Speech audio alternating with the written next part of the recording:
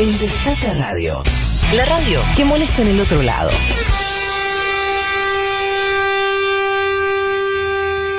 El otro día prometimos, el miércoles, la última vez que nos visitó Horacio, que hoy íbamos a hablar del caso Nisman, a partir de la serie que se estrenó en Netflix en la madrugada del 1 de enero y que ahora está en boca de todos, ¿sí? Hay muchos que están descubriendo ahora algunas cuestiones referentes al caso que en realidad estaban ya disponibles a la opinión pública hace rato, solamente eran soslayadas por la mayoría de los medios. Se llama El Fiscal, la Presidenta y el Espía, fue estrenada el 1 de enero, el director es un inglés que se llama Justin Webster.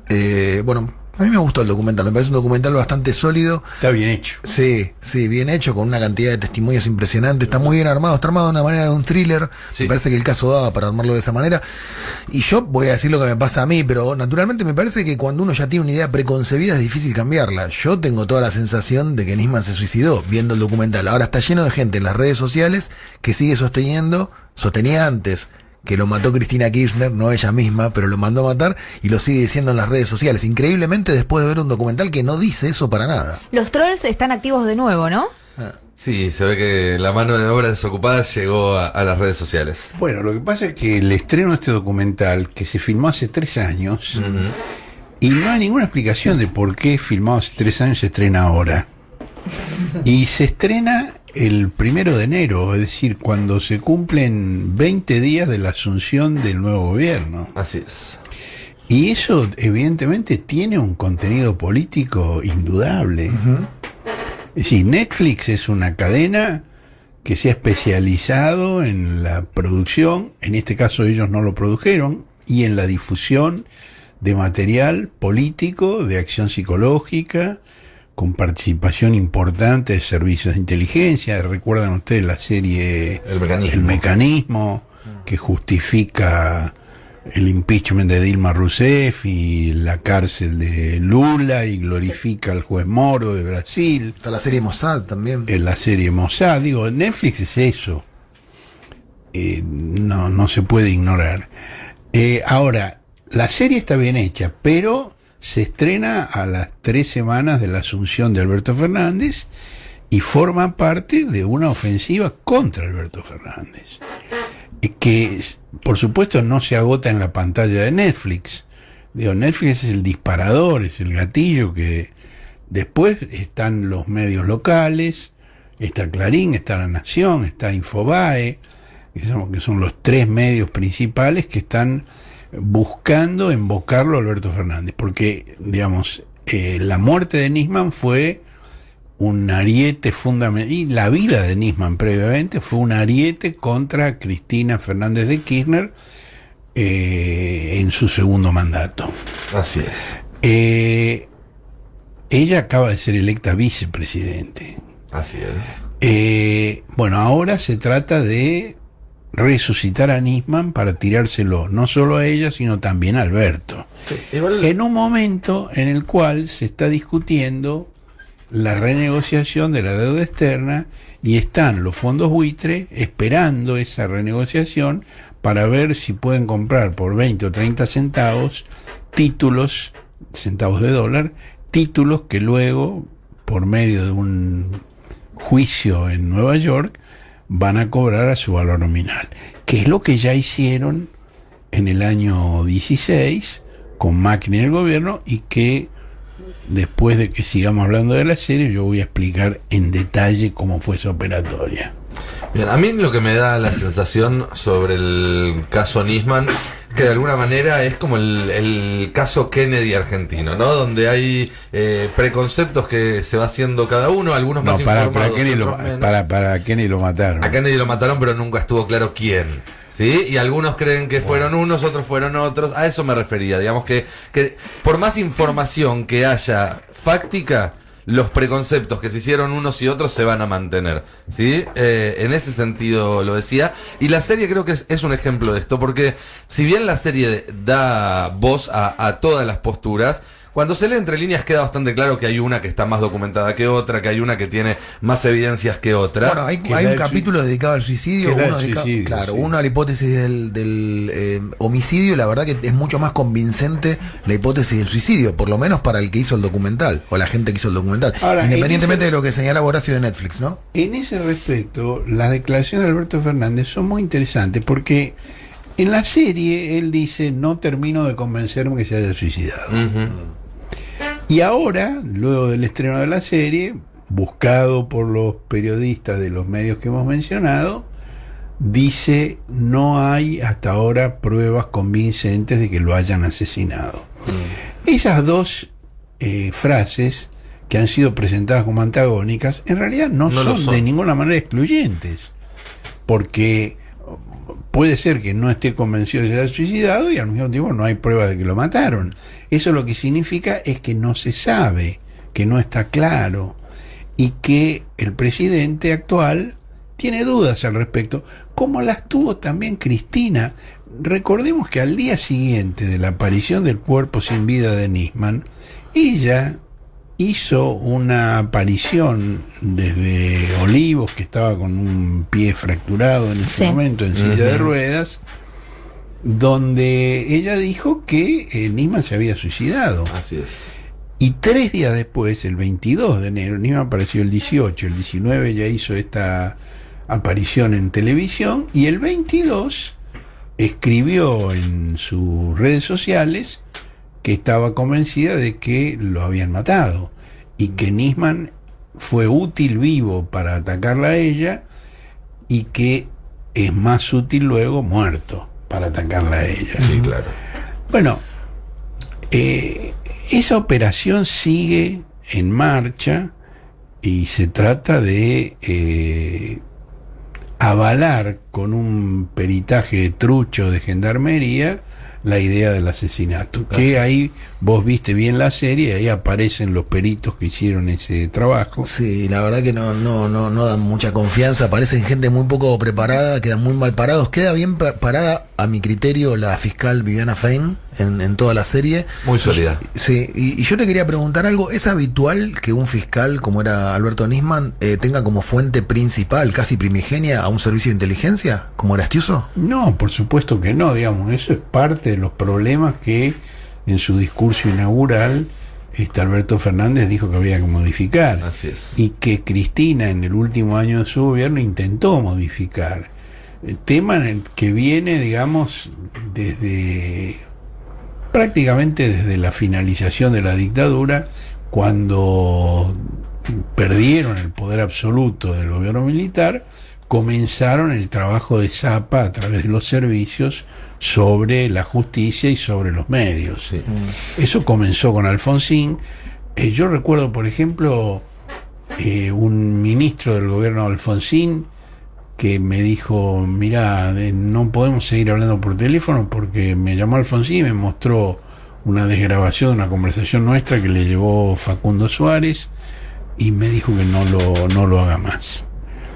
Es decir, Alfonsín, el padre de la democracia, a quien todos respetamos, leía las conversaciones de los periodistas con sus ministros. Bueno, esa desviación de los servicios de información se mantuvo, se incrementó con el gobierno de Menem. Ahí fue que se produjo el atentado contra la embajada de Israel y después contra la DAIA. Y Menem, junto con el juez Juan José Galeano, con Carlos Corach, con Hugo Anzorrey, inventaron una pista falsa para invocar al gobernador bonaerense Duhalde con los policías de Rivelli y el negocio de los desarmaderos de autos. Sí, hay algo que no se suele mencionar por estos días, que es que más allá de la falta de evidencias concretas que juntan a Irán con el atentado, el primer encubrimiento, el que se puso activo desde el minuto 1, fue para encubrir la pista siria, no la iraní.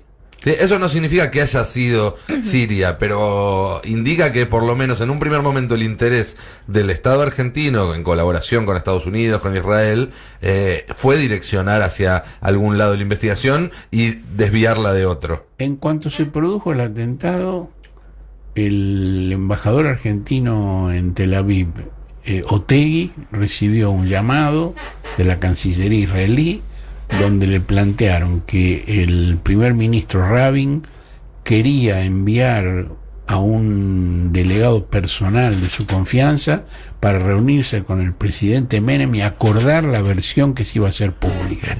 Están los cables en los que Otegi informa esto, y la preocupación de Rabin que plantea Otegi es que él está siendo muy atacado por las negociaciones de paz con Siria, y que la oposición use esto en su contra. Entonces él quiere acordar con Menem cómo se va a manejar la información, y envía a Dov Shmorak, que había sido embajador durante la dictadura en Buenos Aires, que llega a Buenos Aires junto con los rescatistas en el primer avión 18 horas después del atentado. Así es. Y se reúne con Menem, e inmediatamente tanto Menem como Shmorak dicen que el atentado es responsabilidad de Irán. No había un solo elemento.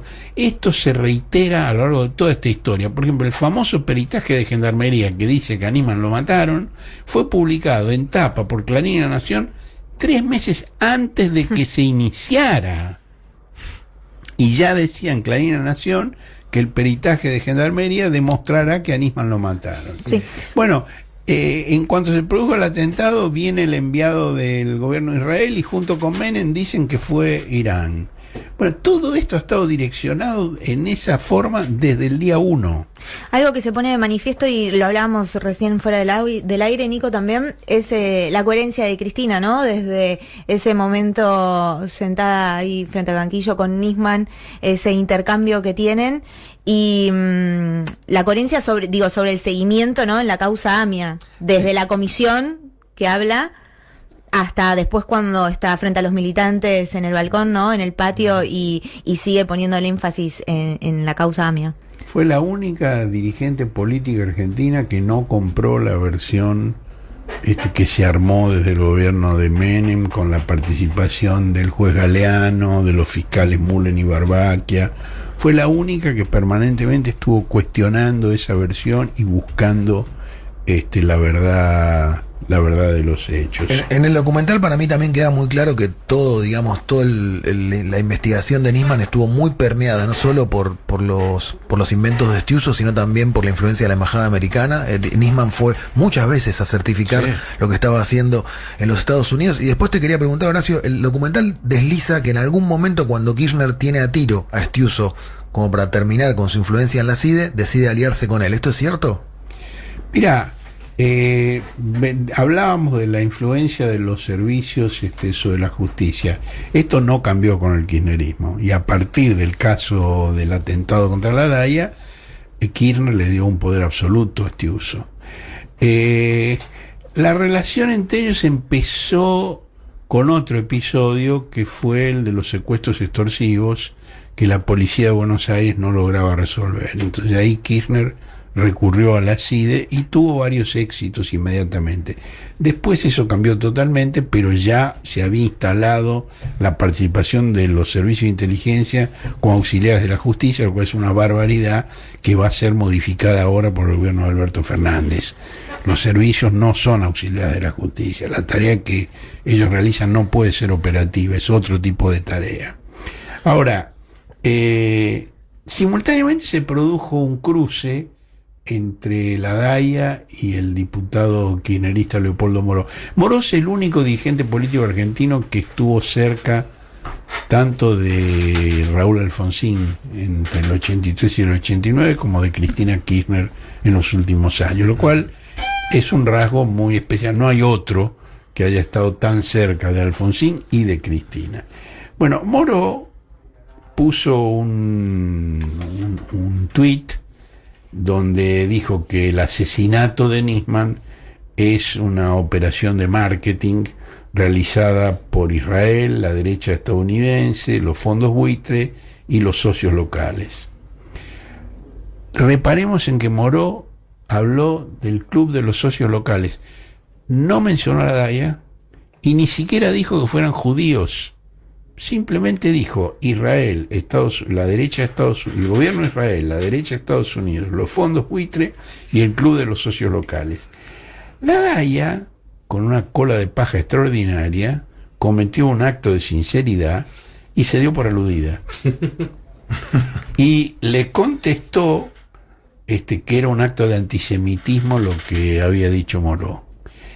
Realmente es un episodio notable, pisaron una cáscara de banana de una manera extraordinaria. Se hicieron cargo de algo que no les habían recriminado. Y reitero, Moró ni siquiera dijo que fueran judíos. No solo no nombró la Daya, tampoco dijo que eran judíos. Ahora, lo que todo esto muestra es el vínculo entre Nisman y el tema de la deuda externa, tanto pasada como futura, donde participan los buitres y además de los buitres participan intereses internacionales que tienen que ver con Estados Unidos y que tienen que ver con Israel. Cuando se firma el memorándum de entendimiento con Irán para investigar el atentado, la DAI y la AMIA apoyaron el memorándum, no se opusieron. Y tenemos dos audios. Uno del presidente de la DAIA en ese momento, Julio Schlosser, y otro del presidente de la AMIA en ese momento, Guillermo Borger. Vamos a escuchar ambos audios en ese orden. Nosotros estamos convencidos que el trabajo del fiscal Nisman es brillante y yo me pregunto, 6 años de librado de las órdenes de captura, iraníes que se pasean por países de América, le preguntaría al fiscal, señor fiscal, ¿queda algo por hacer desde su puesto, desde la justicia, para que estos iraníes vengan acá? Juicio en rebeldía no tenemos. El fiscal que me contestaría, lo que se hizo es todo lo que se puede hacer dentro de la justicia. Se fue a Interpol, se hizo un gran trabajo, se logró unanimidad en el Ejecutivo de Interpol, se logró una abrumadora mayoría en la Asamblea, se establecieron las alertas rojas. ¿Y ahora qué? ¿Ahora qué? ¿Volver a escuchar a la Presidenta de la Nación reclamar en Naciones Unidas vehementemente que Irán traiga a los acusados? Podría ser. Y cuando lo hacía, no hubo resultado. No hubo resultado. ¿Y qué nos queda entonces? ¿Es que vamos a pensar que va a suceder algún milagro cuando Irán nombra a uno de los implicados como ministro de Defensa, cuando 2 son candidatos a presidente, cuando Irán niega el holocausto, cuando proclama la destrucción del Estado de Israel y avanza en su programa nuclear? Creo que no. ¿Pero con quién me siento a negociar? ¿Con Suecia? ¿De qué me sirve? Ese fue Julio Schlosser, entonces presidente de la DAIA, que está explicando por qué está muy bien la firma del memorándum de entendimiento con Irán. Y Guillermo Borger, que era el presidente de la AMIA, dice lo siguiente. Hemos acordado, como digo, una gran cantidad de puntos y esto realmente es validado como se comprometió el ministro ayer con el aval de la Presidenta de la Nación. Habremos sido esclarecidos y entendemos que será un pequeño paso adelante tras casi 19 años de esta causa aún no resuelta y realmente trabada. Es decir, la reacción inicial de la DAIA y de la AMIA fue a favor de la firma del memorando para buscar la resolución del caso. Recordemos, Horacio, perdón que te interrumpa también, que en la investigación posterior a la muerte de Nisman se encontraron, entre otros documentos, un borrador de un dictamen de Nisman sobre el memorándum que decía todo lo contrario de lo que decía el que él finalmente presenta. Elogiaba. Digamos, él había escrito 2 dictámenes, uno diciendo que el memorándum era muy bueno y otro diciendo que era un delito. Sí, efectivamente.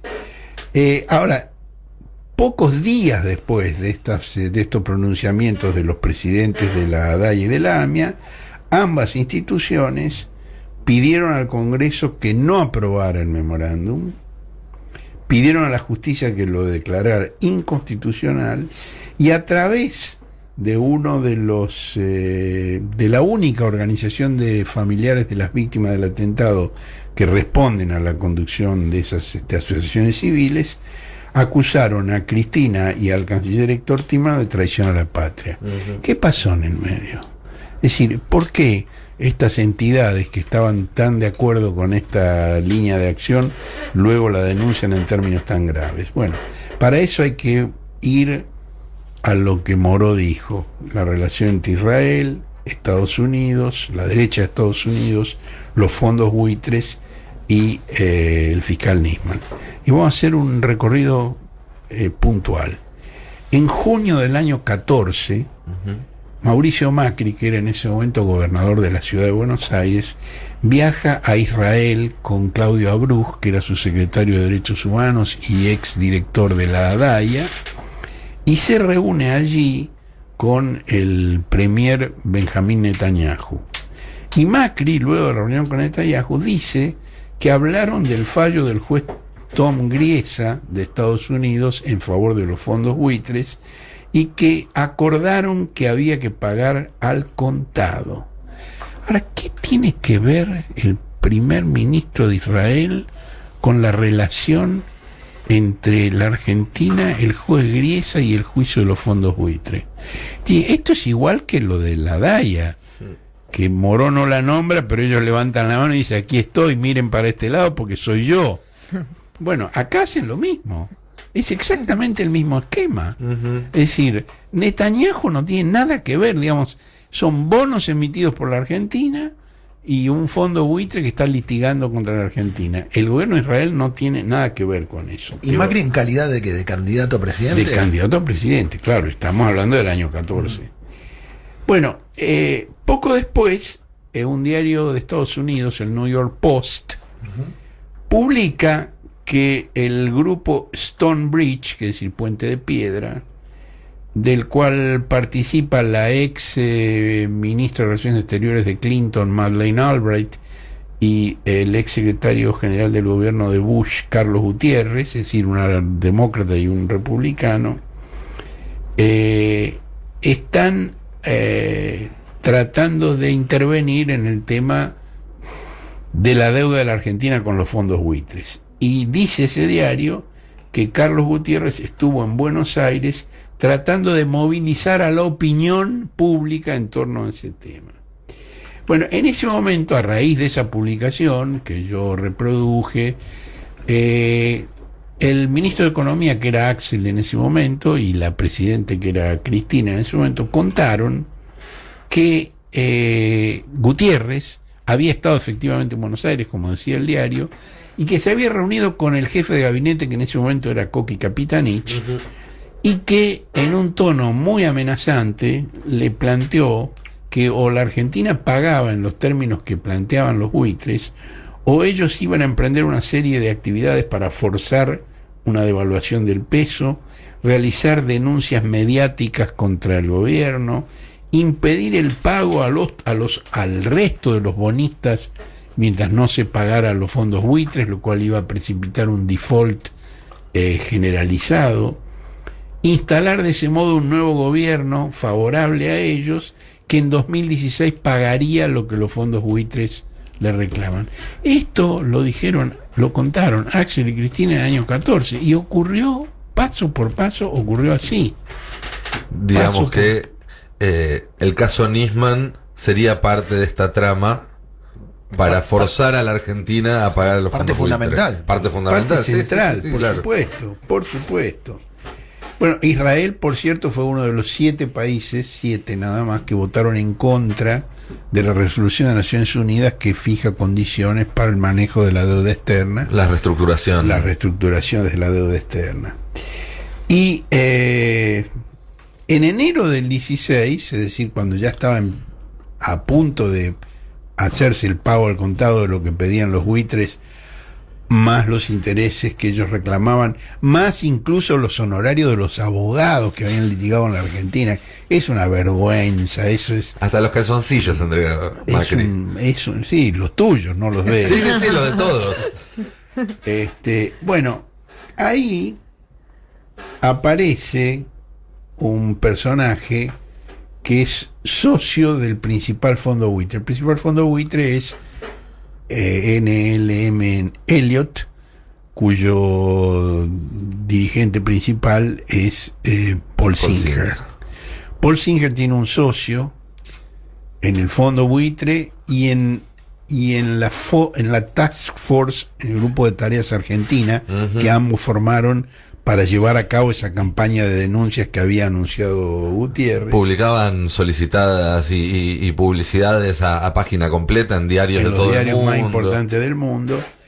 Bueno, Sheldon Adelson es este socio de Paul Singer, que es, según Fortune, en distintos años lo menciona como la 10ª o como la 18ª fortuna del mundo. Es un empresario que explota casinos en Las Vegas y en enclaves coloniales de Asia. Bueno, Adelson, que es dueño de un diario gratuito que se llama Israel Ayón, La Voz de Israel, transfiere $282.000 a una cuenta secreta de Nisman. Yo he visto las planillas a través de un banco, la sucursal en Colonia de un banco israelí que se llama Apoalim. Yo he publicado las fechas de cada transferencia entre los años 10 y 14 y publicado todos los datos de esa transferencia. Lo que no pude es obtener el facsímil. Me dejaron verlo, me dejaron copiar los datos, pero no me dejaron sacar un facsímil. Pero digamos, de absoluta confianza. De hecho, cuando se hizo la primera publicación sobre el tema, Adelson amenazó con juicios. Cuando yo publiqué la planilla se mandó a guardar y no volvió a decir una palabra al respecto. Esta es la historia. Esto fue Nisman. Una marioneta de esta operación siniestra internacional para poner de rodillas a la Argentina, para que pudiera llegar Macri a la presidencia, para que pudiera comenzar el tercer ciclo del endeudamiento argentino que encadena al pueblo con bonos hasta de a un siglo. Y en este momento la negociación de deuda externa de aquí a marzo, lo está diciendo el gobierno, es el tema central. No podemos saber lo que va a pasar con el resto de la economía mientras no sepamos cómo se maneja este tema de la reestructuración de la deuda. Argentina dice que quiere pagar, pero que necesita crecer para pagar, y los buitres están esperando que fracase la negociación para comprar por 20, 30 centavos de dólares títulos que luego, mediante otra acción judicial, tratarán de cobrar a su valor nominal. Sí. Esta es la siniestra historia que explica por qué se estrena en este momento el documental Nisman. Ahora, sabes que a pesar de todo lo que cuenta Horacio, quería destacar que así como queda muy bien parada Viviana Fein, en mi modesta opinión queda muy bien parado también Héctor Timerman. Sí. Por lo menos para mí, en el documental. Cosa que es extraña, ¿no? Porque yo creo que cumple la función que hizo Horacio, el documental sin duda, y sin embargo Timerman, digamos, queda muy bien. No así Laura Alonso, pero que a la vez la ilustra como debe ser. ¿Contaron lo que aparece Laura Alonso en el documental? No lo contamos al aire, lo comentábamos fuera de cámara, pero ya en el comienzo del primer capítulo, Laura Alonso relata... Primera salida al aire. Sí, que ella estaba durmiendo, la despierta un productor de radio, le avisa que Nisman había muerto, y ella al instante sale al aire en ese programa de radio, y muy inteligentemente el editor del documental pega la entrevista que da Laura Alonso en ese momento, donde ella ya empieza a hablar de que fue un asesinato, digamos, ella que se había enterado hace instantes y que no tenía ningún tipo de información sobre el asunto, ya estaba empezando a instalar la versión del Es asesinato. idéntico. El peritaje estaban las conclusiones 3 meses antes que se iniciara. Siempre es lo mismo. Israel y Menem acuerdan que fue Irán 24 horas después del atentado, antes de tener el menor indicio. Laura Alonso instala que lo mataron a Nisman cuando se despierta y se entera que murió. Y déjame... Es siempre lo mismo. Déjame trazar otro paralelismo, porque a esa explicación que acabas de dar vos y que es muy clara y contundente, que vincula a Nisman con los fondos buitre, se le superpone otra, más internacional, si se quiere, que era que pocos meses antes Barack Obama había iniciado un acercamiento con Irán muy resistido por el establishment, el círculo rojo militar y de inteligencia de los Estados Unidos, y el caso Nisman también era una forma de poner obstáculos en ese acercamiento, decir, miren con quién se está tratando de negociar Obama, con los que mataron a este fiscal, con los que hicieron el atentado en Buenos Aires, etcétera. Y ahora, bueno, se estrena el documental y casi al mismo tiempo Medio Oriente, por decisión de Trump, en momentos en los cuales se entra en un año electoral en los Estados Unidos, está al borde de un conflicto armado que hay que ver cómo escala, hay que ver qué es lo que sucede, todavía falta mucho, hay que ver cuál va a ser la respuesta de Irán y demás, pero que, digamos, en el hecho de anoche, en el asesinato del general más importante del ejército iraní, está el germen de un conflicto armado que puede ser más grave que cualquiera que hayamos visto en la región en el último cuarto de siglo. Esta preocupación yo la tuve desde el primer momento en que Kirchner le dio mano libre a Nisman y a Estiuso para la investigación. Yo escribí una columna en el diario Página 12 donde advertí el riesgo de que todas las operaciones que estaban haciendo Estiuso y Nisman concluyeran justificando el bombardeo norteamericano sobre Irán que Israel estaba presionando para que ocurriera. Y se produjo un episodio que yo no recuerdo algo equivalente en ninguna época y en ningún lugar del mundo, y es que la oposición republicana al presidente Obama invitó a Netanyahu a viajar a Estados Unidos, y Netanyahu en el Congreso norteamericano, en Capitol Hill, hizo un discurso virulento contra el presidente Obama en pleno mandato de Obama. En el Capitolio. En el Capitolio. Yo nunca vi una cosa así. Sí, así es. Nunca vi una cosa así. Sí, hay evidentemente un entrelazamiento de intereses.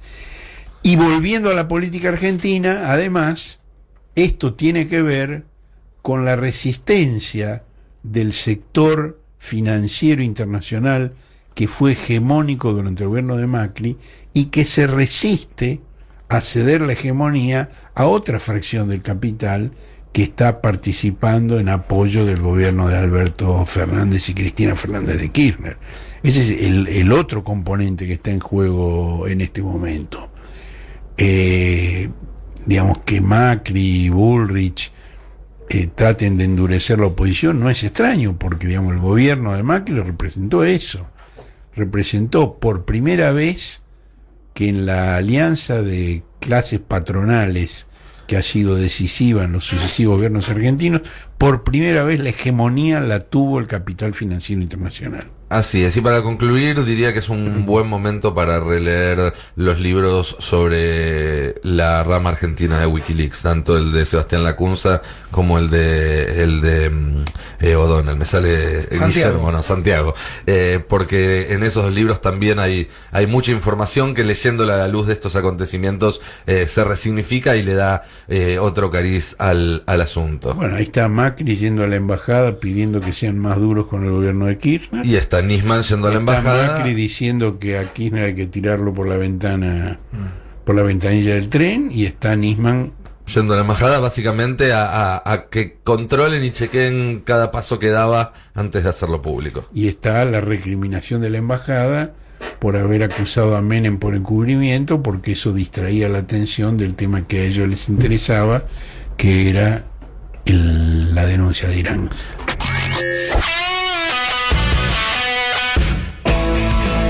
El Destape te habla, porque antes te escucha. El Destape Radio.